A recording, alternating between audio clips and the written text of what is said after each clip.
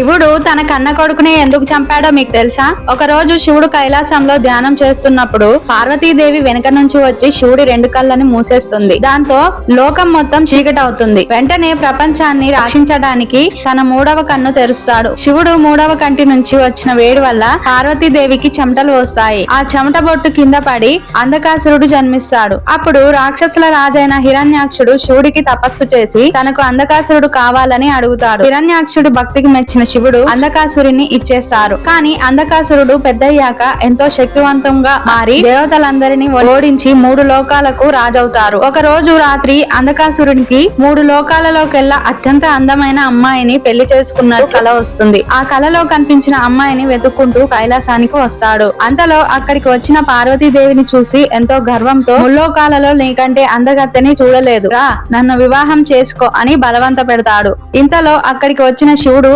అంధకాసురుడు పార్వతీదేవిని ఇబ్బంది పెట్టడం చూసి కోపంతో, ఒరేయ్ మూర్ఖుడా, పార్వతీదేవి నీ తల్లి, నేను నీ తండ్రి, అలాంటి తల్లితో మూర్ఖపు మాటలు మాట్లాడతావా అని ఆగ్రహంతో శివుడు తన కొడుకైన అంధకాసురుడిని చంపేస్తాడు. ఫ్రెండ్స్, వీడియో నచ్చితే లైక్ చేసి సబ్స్క్రైబ్ చేసుకోండి. ఓం నమః శివాయ అని కామెంట్ చేయండి.